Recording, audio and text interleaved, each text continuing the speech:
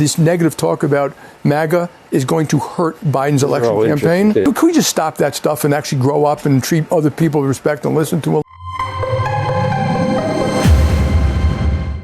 People are waking up, folks. The collective consciousness is changing. And what confirmed that for me today was this clip of JP Morgan's CEO, Jamie Dimon, who has been vehemently anti-Trump. He's donated billions of dollars to left-wing causes, supported BLM, and this is the last thing I would expect him to come around on. Just 6 months ago, he was saying he was worried about another Trump presidency. Now it seems that he's changed his tune. Check it out. I wish the Democrats would think a little more carefully when they talk about MAGA. When people say MAGA, they're actually looking at people voting for Trump, and they think they're voting, and they're basically scapegoating them, that you are like him. But I don't think they're voting for Trump because of his family values. Now, if you look, just take a step back, be honest. He was kind of right about NATO, kind of right about immigration. He grew the economy quite well. China virus. Tax reform worked. Yeah. He was right about some of China. I don't like what he did. No, I said China virus. Yeah, I understand. He may have been right. And I don't like how he said things about Mexico. But he wasn't wrong about some of these critical issues. And that's why they're voting for him. And I think people should be a little more respectful of our fellow citizens. And when you guys have people up here, you should always ask the why.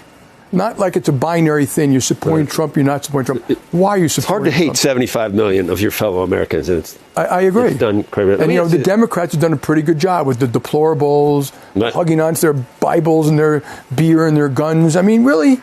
Can we just stop that stuff and actually grow up and treat other people with respect and listen to them? This negative talk about MAGA is going to hurt Biden's election campaign. Wow. Coming from someone who doesn't like Trump, this new position Jamie Dimon is taking speaks in volumes because it shows that more and more people are waking up about Trump. Not just Trump personally, but the way that the left is just always bashing him relentlessly, refusing to acknowledge any of his accomplishments and just resorting to villainizing Trump supporters, calling them racist, bigots, uneducated, and all the rest. And I think the way that we've seen the Democrats politically persecuting Trump with the witch hunts and the indictments, his support only grows. In fact, right after the Iowa caucuses, the liberal media showed how Trump's poll numbers were ascending as he was facing more and more indictments. This is a line graph of the support for the candidates going back to the start of 2023. And you remember at the start of 23, Republicans had that bad midterm. The Trump-aligned candidates cost them key races. You had Ron DeSantis in some cases within 10 points of Trump nationally. That's why all these candidates emerged. They thought Republicans were moving on. Here's where it diverged. Trump's line went up. DeSantis's went down. Do you know what happened that week? That week, first week of March 2023, Trump was indicted for the first time in New York on the Stormy Daniels matter. It clearly brought a rally around Trump effect to Republicans. 4 indictments and the trajectory goes up, and maybe that's why we see him in courtrooms as much as the campaign trail. It's working for him. I think a lot of these liberals who hated Trump have seen the damage that Joe Biden has done to this country. They're seeing the effects of a weak economy, the endless wars ramping up, the border out of control. Now, some of them are looking back and saying, oh, wow, the economy was better under Trump. He didn't start any new wars. He was making peace deals in other countries. The border was more secure. How's Joe Biden doing? He's too old. Sorry. But everybody elected him, so that's y'all fault. He's sitting there lying to people. He's the worst president that we ever had. Joe Biden, please go back to Delaware because New York City, you have no idea what we need. He's a slimy mother. You know? He'd take you out to lunch and stick the fork up your ass right after. Who do you want to win the 2024 election, Joe Biden or Donald Trump? Donald Trump. I want Donald Trump. Trump. That happens to be me, in case you forget. When he was in, it was no crime. Crime was down. Uncle Donald. No cap. That's a nice guy. Trump is straight up and down, like 6 o'clock. At least I know what I get when it comes to him. I was more comfortable with Donald Trump in office. I'm not voting for Joe Biden. And you ain't black. Trump, that's right, I said it. That's right, I said it. What do you like about Donald Trump? He don't bull. He don't care. I like that. And what Jamie Dimon is basically saying is, which you can tell he was a bit reluctant to say in this video, is that You don't have to love Trump. You don't have to become a supporter overnight just to stop making fun of the other side and recognize that he was right about a lot of things, about most things. So instead of constantly hating each other and bashing one another, we should actually just have a conversation. Let's talk about what we can and can't agree on. Let's have a discourse instead of everything just boiling down to I'm right and you're wrong. That's how we build unity in this country when we transcend the whole left-right dichotomy. This is something I believe liberals and conservatives need to get better at. Now, if you watch this channel, yes, a lot of my news content tends to be more conservative, but truthfully, I consider myself to be more center-right. Because while my political views are more conservative leaning, I would say socially I have more of a liberal temperament. And that's something I'm not afraid to admit, because being locked into one side or the other doesn't help us build unity. It just creates more division. And I think what unifies us is far more of a threat to the establishment than what divides us. There are countless times where Republicans have been wrong, especially with spending and foreign policy. The billions of dollars going to Ukraine, for instance, only a select number of Republicans have actually rejected this. We have seen plenty of corruption in the Republican Party, just as much as the Democrats. And there was definitely a time where it made more sense to listen to Democrats, especially during the Bush administration with the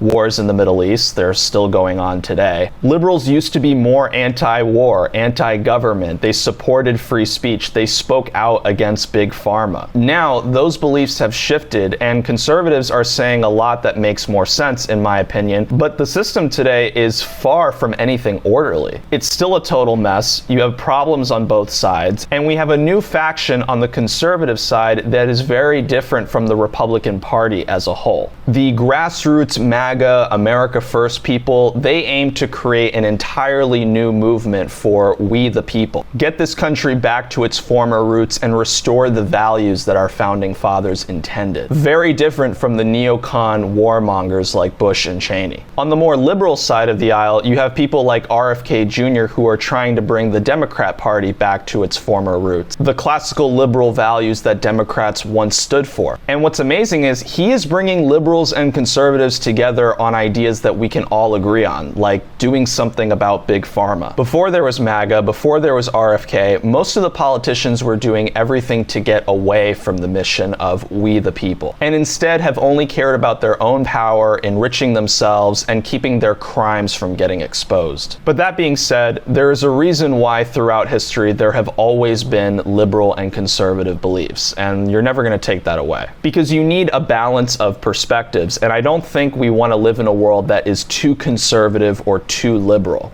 Communism on the far left is never something that worked, nor was fascism on the far right with the Nazis. They both turned out to be authoritarian nightmares. So there has to be a middle ground. Judgment and mercy are the left and right hands of God. And seeing people like Jamie Dimon waking up is really a miracle, because they have been so embedded in the establishment. A lot of liberal celebrities are now calling out the bullshit, like the pedophilia in Hollywood, the cancel culture, and like Jamie Dimon, recognizing Trump's accomplishments. Bringing people together, having conversations that are difficult with people that you don't agree with on everything, but that you do agree with on some things, respecting alternative views, finding new ways to cooperate and collaborate to bring about the maximum amount of freedom for the maximum number of people. A lot of you don't understand why Trump was so popular, but I get it, because I hear it every day.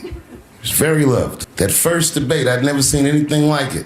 I've never seen a white male billionaire screaming at the top of his lungs, "This whole system is rigged," he said.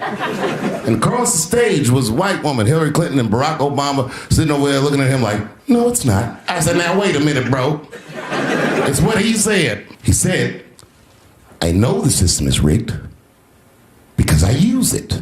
I said, God damn. I want to move to Sweden. Just want to pick up my boys, my husband, and get the heck out of here. What we don't have here is free healthcare, free education. Can you please help me convince my husband to get on board and move to Sweden, the land of IKEA? IKEA, the furniture store? Mm-hmm.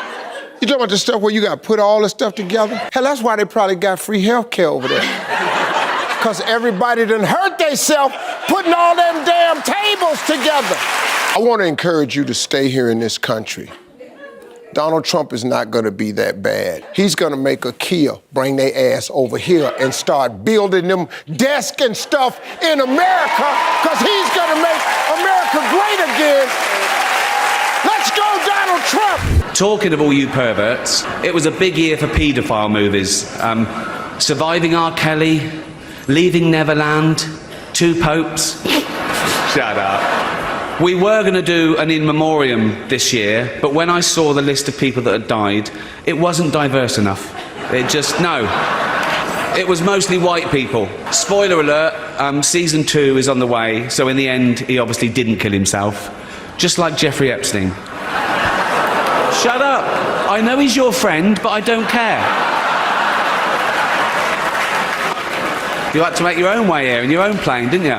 If you do win an award tonight, don't use it as a platform to make a political speech, right? You're in no position to lecture the public about anything. You know nothing about the real world. Most of you spent less time in school than Greta Thunberg. The more that these powerful voices start speaking out, the more people are going to see through the lies and deception. Let me know what you think in the comments below, and as always, please be sure to like, share, subscribe, and hit that notification bell for more content. Thanks for watching Inverted World. Everything woke turns to shit, okay? Sure.